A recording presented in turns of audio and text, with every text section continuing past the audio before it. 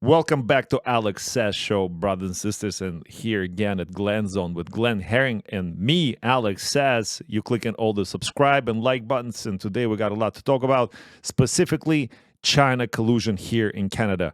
We heard about this fake Russian collusion in U.S. south of the border from us, but it's real here. It turns out to be very real, and how does it impact all of us, including neighbors to the south? Speaking of neighbors to the south, we're going to discuss DeSantis versus Trump. Probably the best ticket option that Republicans had in a long time. Does it really matter to you? And what Hillary says about this?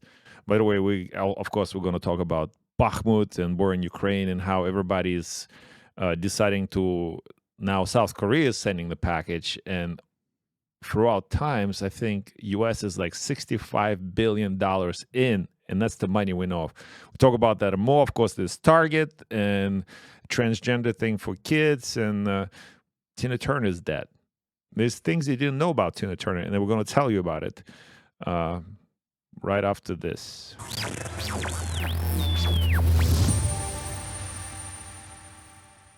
Glenn, how you doing? How was your day?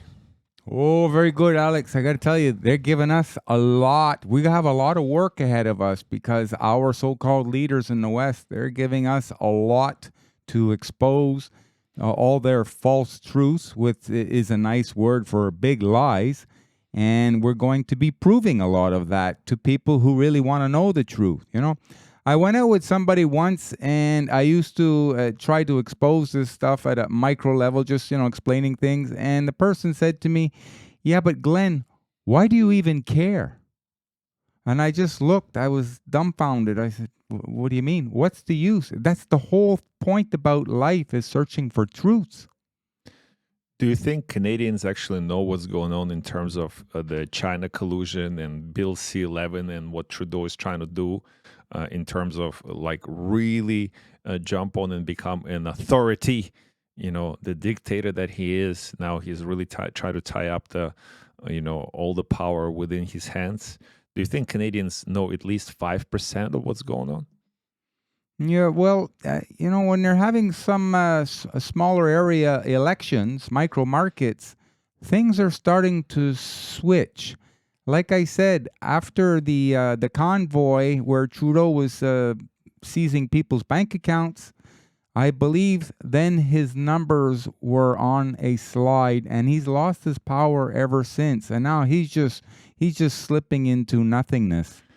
It still feels like he's trying to get away with murder, and he is. I always question you on this. You're like, well, no, it's coming to the fruition, and things are changing, but he still gets away with the stuff he gets away with. Let's listen to Pierre Poilievre, what he has to say about this. We know Justin Trudeau has something to hide. No, it's clear. First, many things after the election happened, where we knew Beijing interfered, he hired this gentleman named Rosenberg to look into it. Who's Rosenberg? He's a former member of the Trudeau Foundation. Is he being anti-Semitic? Which got $140,000 from Beijing. Then there was an outcry because all the intelligence that Trudeau knew about got leaked to the media, showing that Beijing interfered to help him win the election. So he said, okay, I'll hire someone called a special rapporteur. So who does he hire? His ski buddy, his chalet neighbor, his family friend, and of course, member of the Trudeau Foundation. And just to make sure that Mr. Johnson was not in a conflict of interest, they asked yet another person to look into that, who's a member of the Trudeau Foundation. Out of 40 million people in Canada, there's no one outside. Glenn, that's still my question. It looks like he's getting away with this. No. Champ, how many people are in this Trudeau Foundation? I mean, really, like, it's being exposed, and we're going to hear a lot more about the nefarious undertakings of this Trudeau Foundation that have been going on for a long time, but everything was on hush-hush, secret, slip it underneath the carpet. This is why I believe that the good elites, champion, are starting to win. And speaking of Trudeau Foundation returned $200,000 that we know of that they received from the Chinese businessman, right? That's no way affiliated with anything, right? So let's continue listening to this. side of the Trudeau Foundation qualified to look into any of this Justin Trudeau foreign interference scandal. This is ridiculous. Let's get back to common sense. I'm going to bring home... It's more than ridiculous, Glenn. It's criminal. It's not just criminal. It's treason.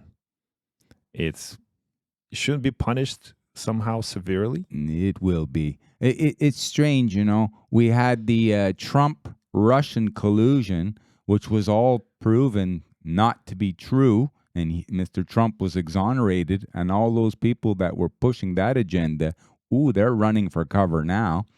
And now you have the Trudeau-China collusion, which is proving to be true. And those people who were trying to hide that one, they're going to be running for cover too. Well, let's wait and see what happens there. Let's just move on to the next story. The story is, okay, I'll just play this. I understand that you may have an announcement to make. We've got, I think, a record audience assembled here. That's Twitter. You know, probably the biggest room that's probably ever been assembled online. And Elon Musk, what would you like to tell them? Well, I am running for That's president Ron of the United DeSantis. States to lead our great American comeback. Look, we know our country's going in the wrong direction. We see it with our eyes, and we feel it in our bones. Our southern borders collapse. Drugs are pouring into the country. Glenn, I'm going to put you on the spot. What do you think this whole Twitter thing and Ron DeSantis announcement with Elon Musk? Is it coincidence? Is it, Elon Musk trying something new and bringing new fresh energy and to the application, to the app, to the platform, or is it something else? Or is it officially back in DeSantis versus Trump? I know you say that Elon Musk has you sitting on the fence. You say that you're undecisive. Well, okay, because of what you saw and how many times you've been disappointed with so many other people. I understand that. But even Musk himself said he used to be a Democrat. And now he says, no, this is not the Democratic Party that I would vote for. So now he's starting to turn right. When you turn right means you're turning away from wrong. And he seems to be somebody who's supporting America, America the way it should be, not America the way it's been going down all these years. So having Trump run against DeSantis, they are very similar in a lot of their ways. I find obviously DeSantis is a lot younger, and he delivers his messages, although similar to Trump, but he delivers it in a different way where it's a little bit easier for the people to take it. But I also know some people who are really in favor of DeSantis also, but they're left-leaners in America, and they just don't see Biden and the left of having any chance. So they're already preparing for a Republican win in 2024. What would be a real dream team is to have Trump number one and Vice President DeSantis number two. And then 4 years later, obviously that would be the end of Trump's ability to become president, 2 terms. And then you would have DeSantis become a president for 2 more terms. You would have 12 years of righting the wrongs that America has gone through. And America would then be in the unviable position to lead the free world back to a true democracy, something that has been, I would say, not really existent for probably decades. You know who disagrees with you? I don't really care. This person. What would happen if Trump won, first of all, in Ukraine? What would happen to the Hitlery situation? Look, if Trump wins, which I do not believe will happen, let me just quickly say that. If in some scenario that were to happen, it would be the end of democracy in the United States.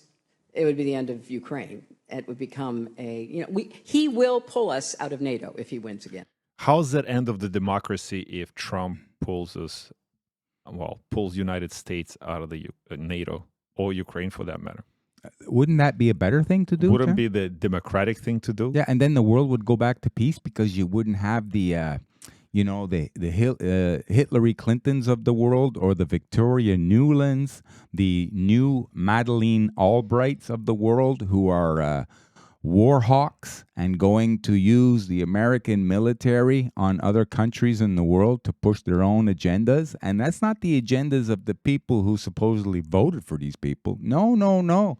That's the agenda of the bad globalists who've been inflicting this damage on the world for many, many, many decades now. So it's all being exposed. We're transitioning into something else. Oh, be careful with that word. What, transitioning? Yeah, you got to watch what you say today. But no, I don't watch what I say. We're going to be changing over to a better time in North American politics and the running of the countries. One of the things I liked what DeSantis said was he would reconstitutionalize the government. In other words, meaning that the government would have to adhere to the Constitution and not be taking all that power and having all those people working for the government anymore.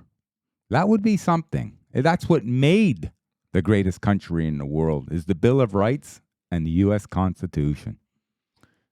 Well, you know why I don't trust Musk? You know, that whole Skynet thing, you know, every time I Trump, first of all, Musk said he is responsible for AI being so upfront right now, right? The development of AI is somehow he taking the credit for it. And now with this whole, you know, he's been approved by FDA. And we talked about FDA last time, that now his firm can now do a human trial testing on brain implants, connecting them directly to the internet, to the Skynet.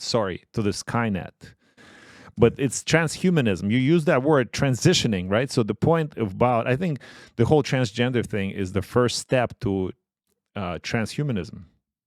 You know, merging people with the net matrix. Yeah, could be. One thing is, I don't see a bunch of millionaires lining up to be guinea pigs for this operation. Maybe it's people who want to be the first. You know, like, you know, those when let's say Nike has a special new limited edition running shoe come out and people wait in line in the stores for 2-3 nights, they camp out. Just you know, that's all for attention. They get their running shoes and they show everybody, look at my, you know, I'm getting this. It's the same thing with these Neuralink people. A lot of them want to be just the first one, so they get some type of a recognition. Street cred.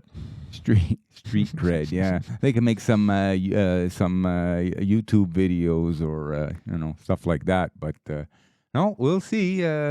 We'll see what that does. But the way things are going right now, we have other pressing issues that we have to take care of, like back to freedoms. It's funny in the world, champ, you see all the countries that were, let's say, communism or extreme socialism, the ones that are embracing or changing over to a little bit of capitalistic ways, these are the countries that are now starting to expand and grow their GDPs.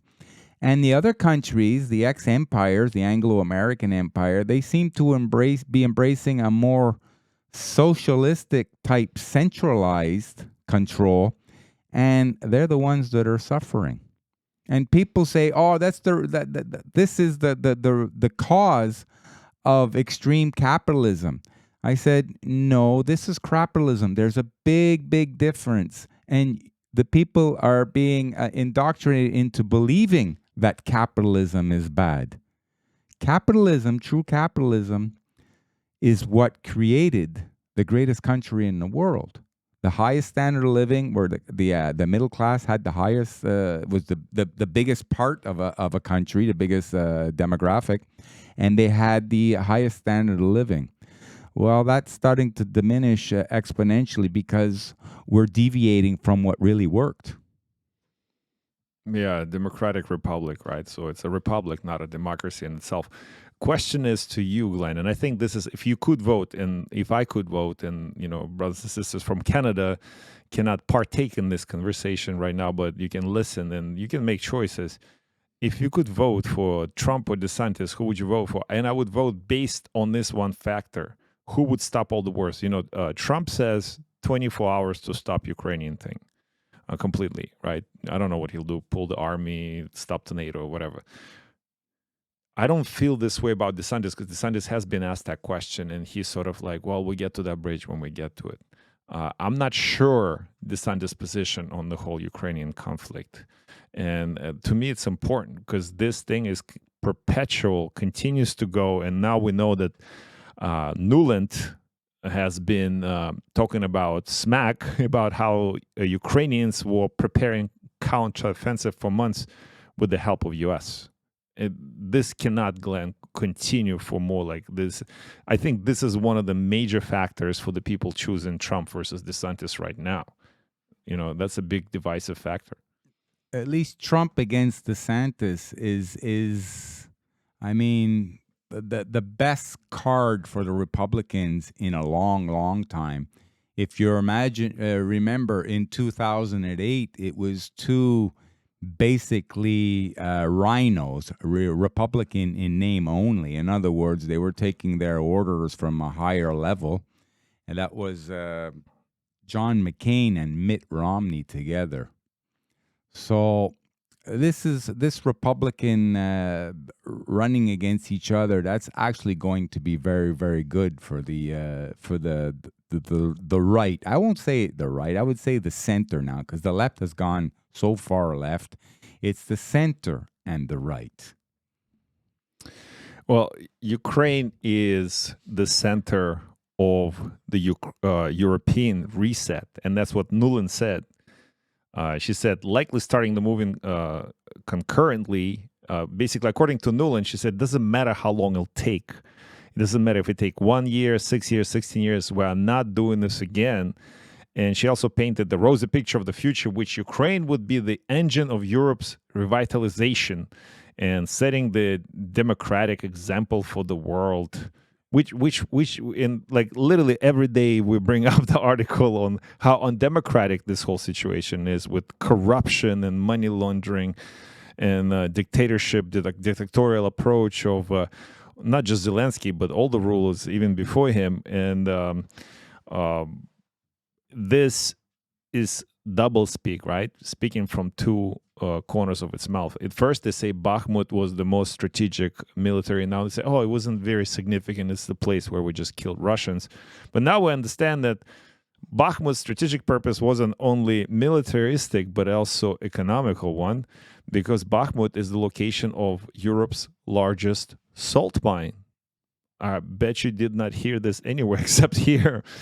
Glenn, Nuland, and she's the one who actually sponsored this whole thing 8-9 years ago now in Ukraine, when democratically elected government of Ukraine was overthrown by powers to be, with help of Americans. By the way, Americans don't deny it. U.S. has been helping. U.S. Undersecretary of State of Political Affairs Victoria Nuland told an audience in Kiev, she was in Kiev on Thursday, that Washington has been helping plan the Ukrainian counteroffensive against Russia for almost half a year. They don't even deny it, So if you still kind of in these days and confused, oh, it's the Russians versus Ukraine and all this, but it's never been that way. It's never been that way. What it is, it's Russia versus the West, but it's not Russia versus the West. It's the globalist versus the people. Isn't it, Glenn? Yeah, that was right on, big guy. You have the Secretary of Defense, Mr. Lloyd Austin of the United States of America. He was the one who allowed people who are non-binary or to become, transgender, go into the military. And the reason why you have so many transgender people wanting to join the military is because the taxpayer will now pay for their so-called gender-affirming surgery, which gender-affirming surgery is just sex denying. It's doing horrible things to a person's body to appease their state of mental illness at that time. And then you had also General Mark Milley. He's running a big part of the military in America.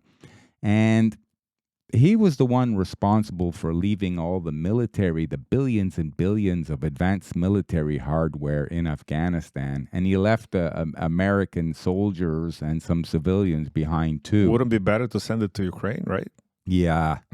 and Trump referred, when Trump was just having a conversation with a bunch of people in Mar-a-Lago, a get-together, he got up and made a speech about that. And he asked General Milley, don't you think it would be better to, even if it costs a little bit of money, to bring all that stuff back here and get it, in good hands again? And Milley said, no, it wouldn't be worth it. Then Trump says, well, that's when I realized that Milley was a effing idiot. Straightforward like that. What we need is politicians to deliver the message straight. Stop with the political jargon and talk like what the people really would be able to understand. Speaking of Lloyd Austin, he estimated that U.S. and its allies have poured about $65 billion of weaponry into a country, according to U.S. Defense Secretary, who's Lloyd Austin, right? $65 billion, Glenn. And now they're preparing to do F-16s and other stuff, and fourth generation aircraft, which is F-16. Champ, the majority of that money comes from America, right? Of the $65 billion, let's face it, right? That's the king of NATO. So the majority of the money comes from United States or America. And people must be getting livid in America saying, hey, you're sending all that money over there. Meanwhile, we're fighting over a debt ceiling right now, where pensions and paying the military and all that could face an economic upheaval coming. They've raised the debt ceiling because of the government's inability to balance their books. They've raised it over 80 times since the 1940s. So basically, this is an insolvent government. They're horrible at administrating and balancing their books. And all they do is either increase the taxes or have the central bank print money, and then we pay for it, the citizens pay for it in the form of taxes, which is like, in inflation, which is a hidden tax. It's another form of tax. It's just hidden because the average person really doesn't know what it is.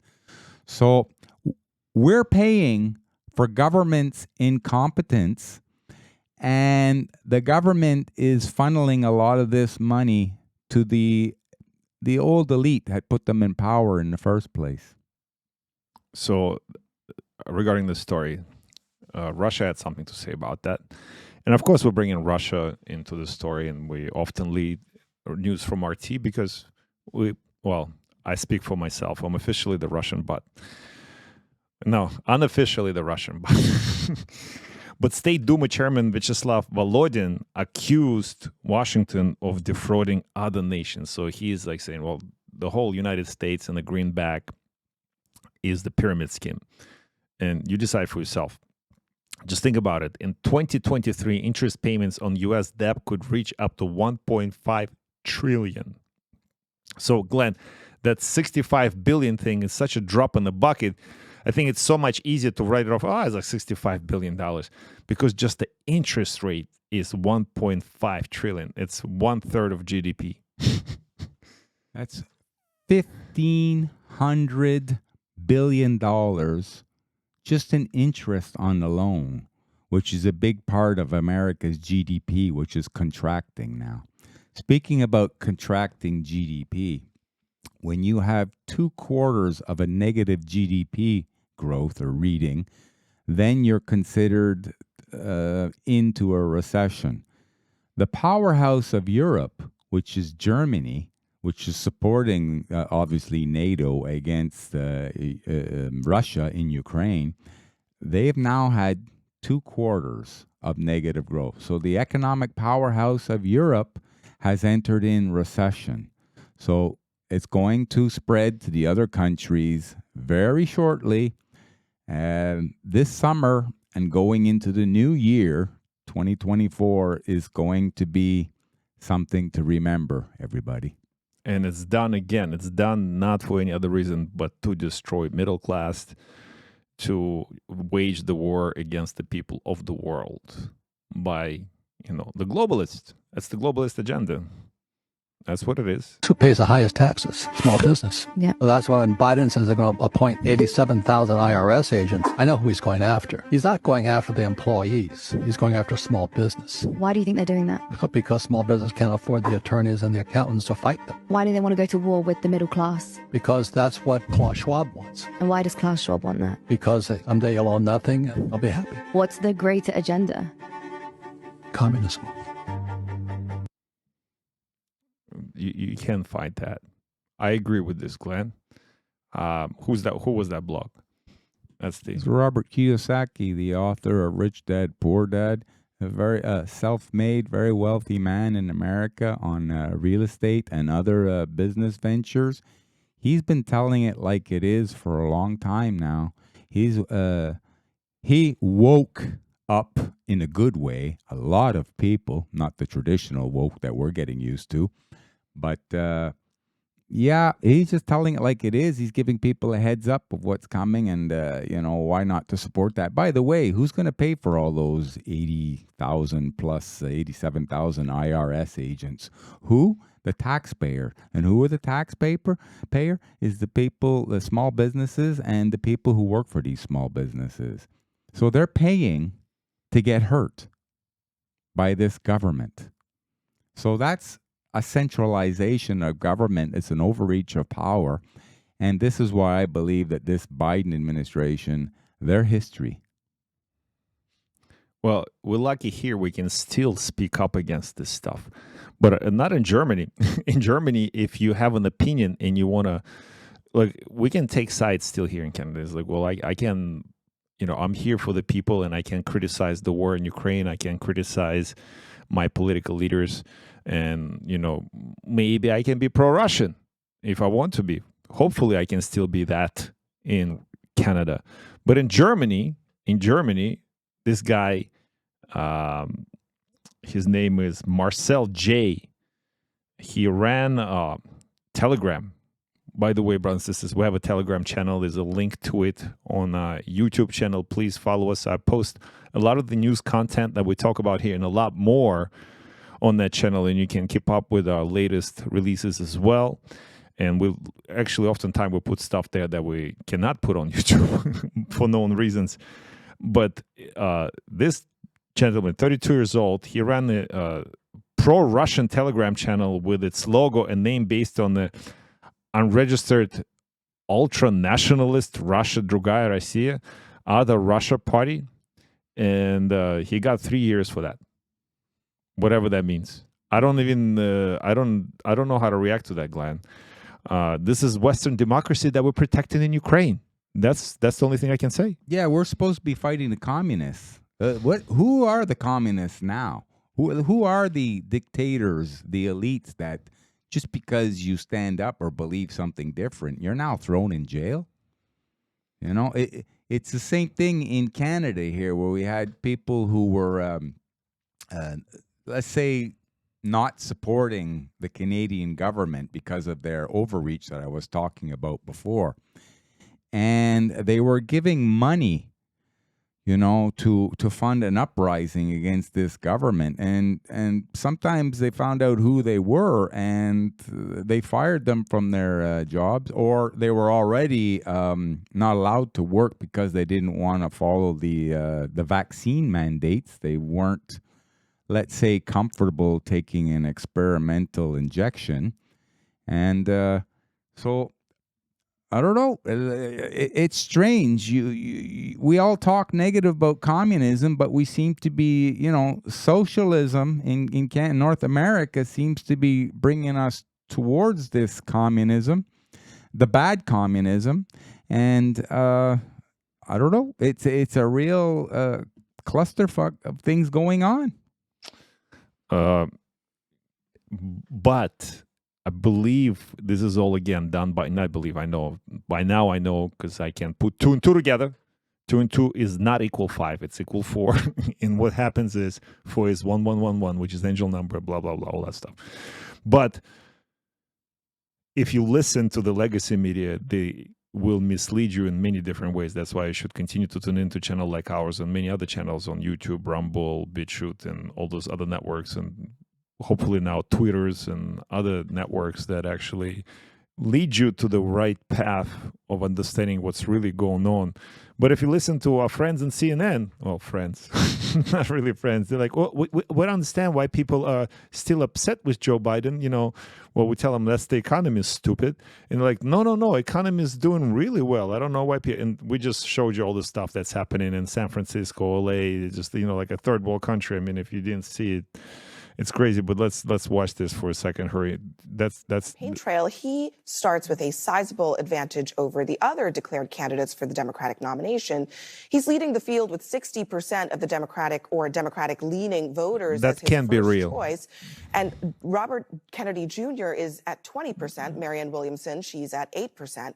And despite there's no way Kennedy is at 20% compared to Biden. You tell this is a real poll. Where did they take the poll? At a retirement home? And many Americans seeing a second Biden term as a negative thing for the country. My panel is back with me, and Catherine, you know, we talked about. Well, that's interesting. Panel at CNN. It's in the 30s at this point.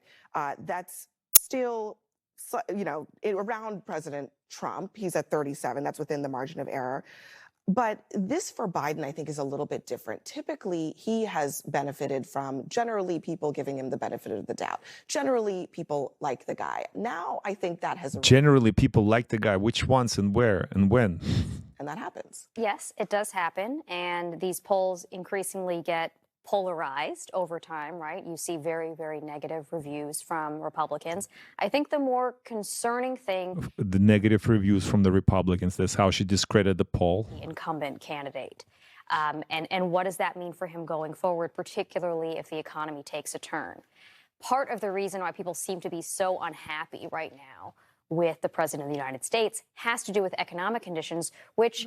by many measures, are actually quite good. Right, I was just going to say. I mean, this is brothers and sisters, we just showed you that the interest alone is 1.5 trillion. What's so good about the economy? Their economic situation is unstable. Right. New research link between cannabis and psychosis. So these people must be big smokers of cannabis. People feel this insecure. They're smoking something. Maybe fentanyl. Lack this much confidence in the president now. Imagine how much worse things would get if we have a recession. And I don't know that we will, but there are... Are we not having a recession, Glenn? Economy, certainly if we default on our watch. This is going to be worse than a recession. That's what I'm concerned about. I think what many people have criticized the Biden administration for, right or wrong, is they're not telling the story, and it's not resonating. I think they are telling the people. story. And so when you actually look at his legislative accomplishments, he's had significant wins. Which now, ones? One thing that actually hasn't come into play yet is that we have trillions of dollars that are going to go out in this infrastructure bill, and that will really go into communities and impact the lives of More people. debt. When did it ever go? When did it ever done that? When did it ever go to communities versus special interest groups? Those implementations are Truth going always out, comes and I out, think there's a big guy. real opportunity here for the administration and now his campaign that's in place to really... Well, I don't even want to watch the rest of it. Basically, you get the rest of the video. It's like, oh my God, this is just wait till the money comes out. Although this video's got a really good point. Like we hear always hoping for, okay, just wait. Things will come crashing down on Trudeau and Biden administration for all the wrong that they did. If you listen to the other side, it's like, just wait, things are going to get better. And it goes back to the harm reduction theory. It's just going to get worse for everyone. It's not going to get better for anyone. And actually, secretly, as I said it before, secretly, everyone's expecting for the things to get really bad to the point of demise, like the total destruction of the society, because then we can build back better in our own way. And I don't see it that way. I don't feel it that way, because we have the foundation here on which we can focus to build the way it meant to be, but not to rebuild anything. Why do we reinvent the bicycle? We know how the things work. We know how things worked in the past, we know how the things crumbling now. Glenn, Target, Is Target one of those self-evident things that people had enough, and that's actually that whole Build Back Better, the new normal? Does that stop into work? Target, a consumer staple, a safe stock to own in these troubled times because it's basic consumables that everybody needs and uses. And what do? They screw up. To appease a very, very small group of people, they offended a large group of people who now seem to be getting more aggressive when they feel like they're being offended. Is it like a Bud Light thing going on? Yeah, same thing, champ. Bud Light, Nike, they're pushing their transgender stuff now in the mainstream, and a lot of people now, they see it front and center when they're going shopping, and now there's starting to be a backlash against that. So funny though, how the left media sources, the legacy sources, no doubt sponsored by people like Source. Well, I actually don't know who sponsors AP, but the Associated Press, that's the far left media source.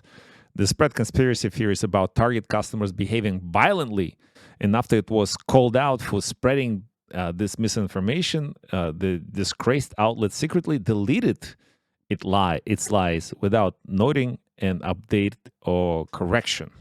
So basically, they were like, "Oh, look, it's like that video that we watched the other day with the a lawyer from the Berkeley saying like you are triggering violence against transgender people." Like it's the same thing. But basically, just for asking questions. The same thing here, people are dissatisfied with the business that they like to shop in, and they're doing something. Although, AP never called out. Remember the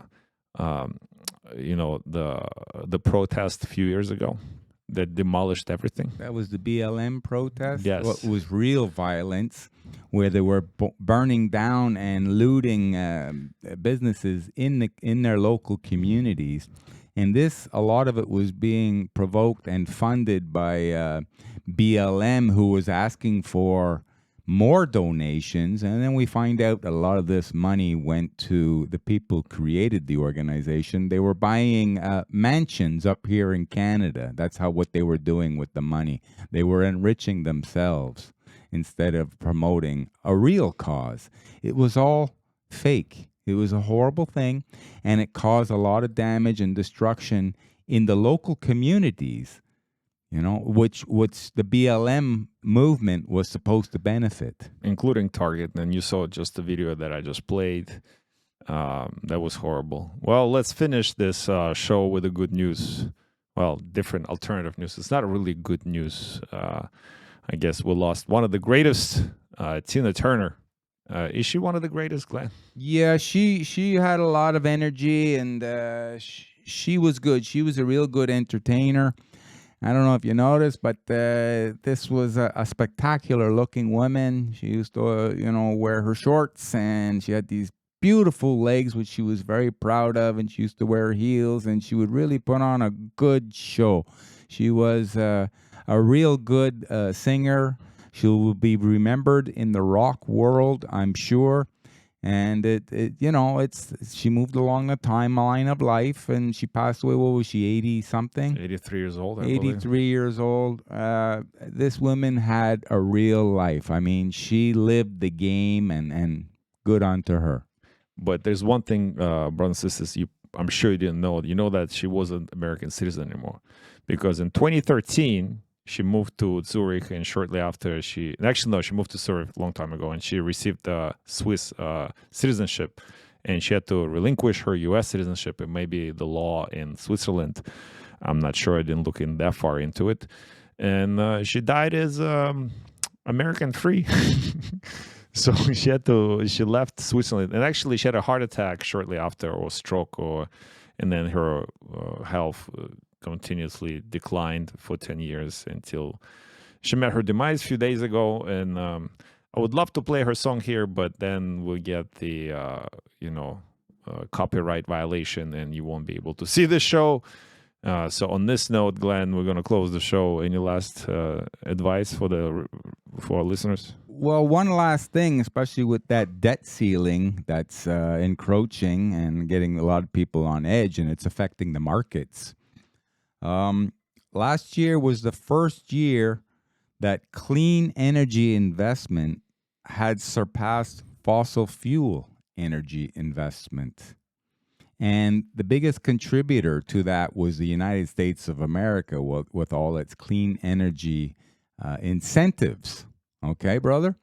And this is a time, where a lot of, let's say, emerging markets in the world, they're coming up and they're using whatever is cheap as possible because they want to get out of poverty and they want to have a decent standard of living, something that we take for granted here in the West. And, we're at the debt ceiling limit now. So, I mean, in other words, they're saying, we're going to have to print more money and create more inflation on the U.S. taxpayer. And funny part is, it is not funny. It's actually dangerous that the clean energy grid, it cannot sustain the power consumption right now. Let's say we take a state of Texas, which is predominantly warm. But remember, even last year when it went cold, the power grid failed. The same thing is happening with this clean energy stuff. It cannot, let's say we have a cloudy day, it will not be able to maintain the power levels to sustain the state without the coal plants, without nuclear plants, without other plants. So the problem with technology that we have, like the solar panels and wind farms, it's not sustainable yet because the technology there doesn't exist. As a matter of fact, in Scotland, there was a whistleblower, and that's comedy in itself, that said that there was a need for the diesel engines to be able to supply. Well, actually, let's watch the video. It's funny. Scotland's power sector is coming under fire after it was revealed that officials used massive diesel generators to ensure dozens of giant turbines on wind farms could function. According to the Sunday Mail, they were tipped off by a whistleblower who cited a number of environmental, health, and safety concerns, one of which was half a dozen diesel generators running for up to 6 hours a day to de-ice the wind turbines. Scottish Power said they were forced to hook up 71 windmills to the fossil fuel supply after a fault on their grid caused the system to fail to keep the turbines warm and working during the cold month of December. Other concerns from the whistleblower included thousands of liters of leaked oil from hydraulic units and technical faults that seed turbines. Yeah, you heard it here. Glenn. Big guy.